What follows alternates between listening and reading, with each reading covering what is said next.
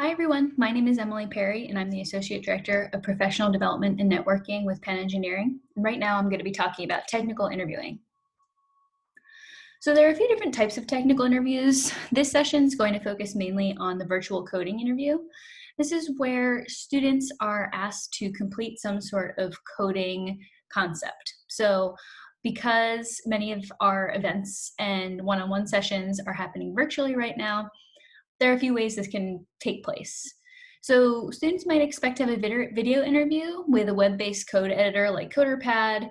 Other times it'll be a video interview and they'll ask you to pull up a document like a Google Doc, Notepad, Word, where you can write out your code and showcase what you're doing in the actual technical assessment.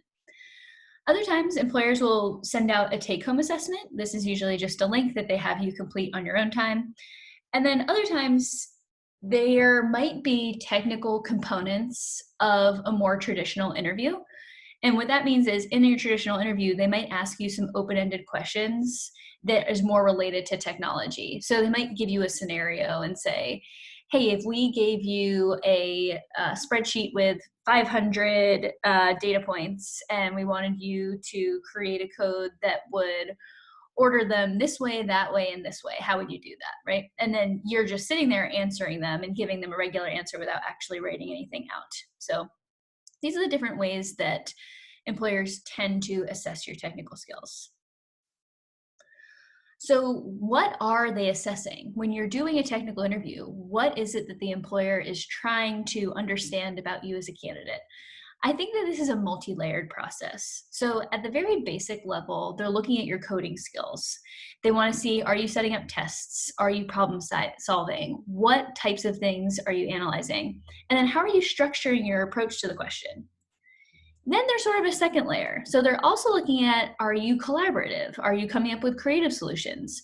Are you communicating throughout the entire process? And in general, is your personality and your approach a good cultural fit for their organization?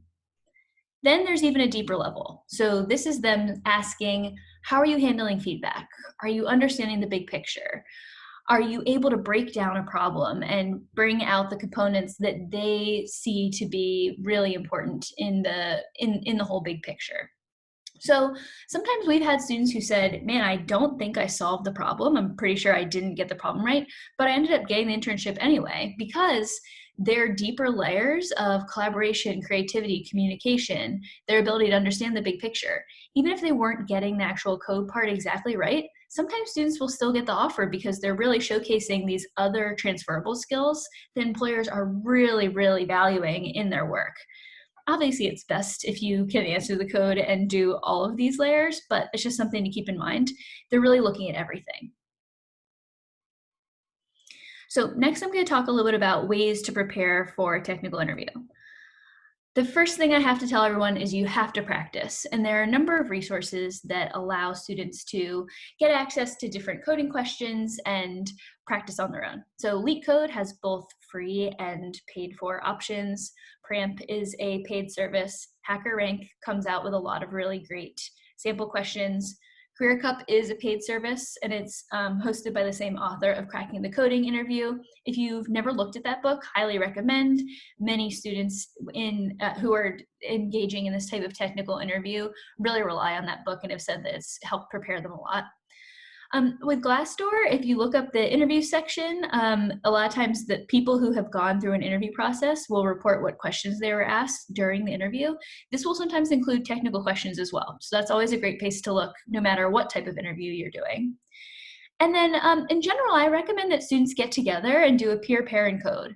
So find someone from your major and maybe you can work through a different coding challenge. Maybe you could do sort of a mock technical interview where the person watches you walk through a question. They can give you feedback on your presentation skills if you were communicating, and then you're also getting practice with solving those technical problems.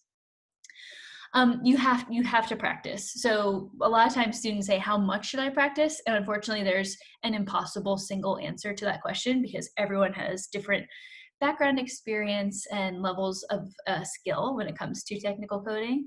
So I usually say try to work through 2 to 3 questions per day leading up to your job search. And then how long that lead up needs to be, really depends on your skill set. I want to reiterate that you don't need to know everything, right? So many of the things that I have read online and in discussions with different recruiters are the must study topics are data structures and algorithms. And then these are the types of things that you should know and feel confident in knowing going into an interview. And then similarly, people say to pick one programming language and know it really well. Many times in technical interviews, the employer will let you pick the language. They're wanting to see how you are problem solving, and the language might not matter as much. So here's some practice strategies for you. Number one is practice coding by hand on a whiteboard, on a Google Doc, Word doc, piece of paper. Just don't use a code editor, because many times when you're in the technical interviewing process, you won't be allowed to have that sort of safety net. Similarly, you want to give yourself a time limit to heighten the stakes and mirror a real world scenario. You might not want to do this at the very beginning, but as you're trying to make things more challenging for yourself, I definitely recommend including a time limit.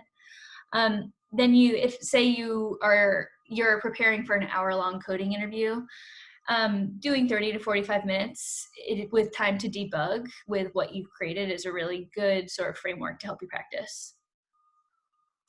So the interviewer is assessing everything. So as you are solving these coding questions, you want to be prepared to sort of have a regular day-to-day conversation with the employer as well. So you want to also prepare your behavioral interview questions and make sure that you're ready with answers and examples for this setting. So you want to be able to tell the employer about yourself, walk them through your resume, and then in general, just be prepared for any other question that might come up.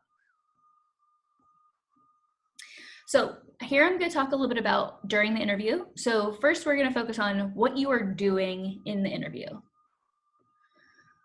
First of all, you want to focus on making your code work, then making it pretty, and then making it fast. This is sort of how you should be allotting your time and moving through the technical interview. A lot of times employers say that they want it to be readable, easy to follow, well organized, and clean. So no unnecessary white space. You really want to make sure that you're being consistent throughout your solution.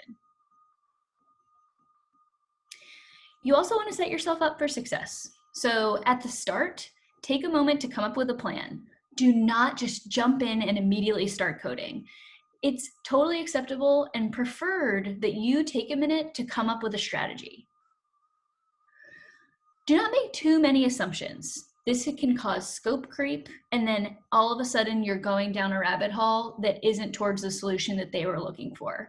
So at the beginning, when you're setting up your strategy, make sure that you're coming up with doable assumptions and you're coming up with an organization of your time to help you move through the problem. Also, you want to make sure that you choose good variable names, so not just X and Y. Try and make it related to the question that they've presented you. This is a really interesting framework to help people understand and solve and come up with a strategy and framework for their technical interviewing solutions. I'll include this link in the 896 folder so that you can read more about it. But basically, it's PDAC, right? So problem, examples, data, algorithm, code. The first section of PDAC, PIDA, is all you processing the problem. You are not coding at this stage. Instead, you're understanding the problem, you're thinking of examples or test cases where you've solved a similar problem that you might be able to bring in solutions that you've done in the past. You're coming up with your data structures and your algorithm. That is all in the planning phase. And then you're coding. That is where you're coding with intent. So when you're presented with a problem, move through this acronym. Move through PEDAC, and then you'll help feel more organized going into your solution. So during the interview, what are you saying? So we've covered what you're doing. Let's talk a little bit about what you are saying throughout the process. So number one, you are communicating your process throughout the entire interview. Interviewers are not going to ask you overly complex questions. They're not trying to trap you or trip you up. That's not an effective use of their time. Instead, they want to make sure that you can deconstruct complex problems and clearly explain your reasoning. It is okay to ask for clarifying questions. In an article that I read, a Google interviewer had said that he really appreciates when people ask for clarifying questions because they want to see you succeed. They want to make sure that you understand the problem because they want to give you the best chances of doing well. Throughout your coding, you want to describe your thought process. So if you're at a point where you're hesitating on the next move, talk about that hesitation and talk about the pros and cons of what that next move might look like. If you have an idea, talk about the reasoning for why you're moving in that next solution step. Just throughout your whole coding experience, you want to be chatting. If you are quietly writing on a whiteboard and not saying anything, you are not performing well in your technical interview. Talk through your code, if that hasn't been made evident already. So here are some communication points that you can use when you are in your technical interview. So number one, do not be arrogant or over opinion. Avoid absolutes. In general, coders are supposed to be very open-minded to different solutions and different perspectives. So if you are saying, here's my opinion and it's the only way, or if you're coming off as a little bit overly confident, that could mark you as possibly not a good cultural fit for the team environment that many of these internships and jobs exist within. Use we instead of I to sort of showcase that collaborative spirit if it's applicable. So if the question says something like you're working on a team and you need to complete these types of things, definitely use we as you're communicating through your process. Take note of probes. So if all of a sudden your interviewer is asking you a question of, oh, why did you make that choice? Realize that you're not communicating enough and basically take that probe and utilize it so that in the future, throughout the rest of your process, you're talking about your decision-making process. Chat with your interviewer, keep things light. Many times these recruiters maybe they have scheduled like 5 or 6 of these interviews in a single day and they're watching the same person solve the same problem. You can really stand out by showcasing your personality and making that more of a human connection with them. So make sure you chat with the interviewer, keep things light. All right, so I'm talking here about the nightmare scenario. Someone presents you a problem and you have no clue what's going on. So many students ask me about this, and you can just see their anxiety rising as they're asking me this question. So I talk and I give a solution for if this happens here, but I do want to reiterate, if you have practiced, if you've prepared, if you've done your research on this company, and if you're going into your technical interview with an idea about what you're going to be asked, this usually does not happen. This is a very rare happenstance. So even though I'm asked this question all the time, rarely is it occurring. But I do want to give you sort of something to hold on to and something to move through to help you feel better so that you have a plan in case this thing does happen. So first, pause, gather your thoughts. An organized answer is still going to be key, even if you don't really know what they're asking. Start with what you do know. So you still want to look at the problem and break it down into little pieces and talk about any piece that you might already know or understand or have a background information about. Then you want to describe where you would look for different answers. So if you are truly stumped and you have no idea what they're talking about or what you're asking, what you're saying is, hey, I really don't understand this part or this part. It's not something I've learned yet or I'm familiar with, but here are all the ways that I would learn. Here's who I would ask. Here are the websites that I would use. Here's the textbook that I would open to. And I bet you it's this chapter where I'd be able to find the answers. But here you want to be very proactive about you're a good problem solver and that you're a savvy problem solver. Then what you can always do is produce adjacent or partial answers based on your level of understanding. So you can say, I don't really know how to do this, but let me show you how I would take this part and solve it here. So instead of you're basically not solving the entire problem, that's not going to happen, but you're showcasing any type of skill set or understanding in relationship to the problem that's presented. So after the interview, there are a few steps you should definitely take. Many times the interviewer will ask, do you have any questions for us? And the answer is always yes. You always have a question in every single scenario where you're asked this or where you're given an opportunity to ask questions. But in a technical interview, there are some different questions you can ask. So how do you test your code? What framework, tools, tech stack do you use here? Can you describe the development process here? Here are just 3 really interesting technical interview questions to ask, because you have someone in the room who has technical prowess and they are working on this team, or they have an understanding of how the team that they're hiring for works. Ask them these types of questions because it'll help you prepare for if you do get the offer and you accept, you'll have an idea about what's coming down the pipeline for you. And then remember, always ask about next steps. When can I expect to hear about the next steps of the interview process? At the end of every single interview you ever have ever, you're always asking this because this helps you come up with a timeline for when to follow up about the position. So I want to talk a little bit about imposter syndrome here. Imposter syndrome is the feeling that you do not fit in, that you don't know nearly as much as everyone around you, and soon you're going to be found out as the person with less knowledge. This is something that many of our students battle, and in technical interviewing is a breeding ground for these feelings. Oh no, the interviewer is all of a sudden going to realize that I don't have any idea what I'm doing, and it's going to be horrible and embarrassing. You need to be able to recognize imposter syndrome and define it. So if you're having these feelings of, oh no, everyone's going to find out I don't know what I'm doing, you have to quiet this by recognizing it and saying, wait, I have practiced X amount of hours. I feel confident answering X, Y, and Z type of questions. I can do this.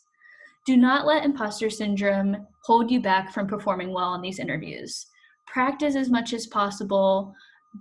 Connect with a peer and try and do some pair programming to get some outside feedback. And then go confidently into your interviews. We know you can do it. Thank you so much for watching, and I wish all of you luck in your interviews.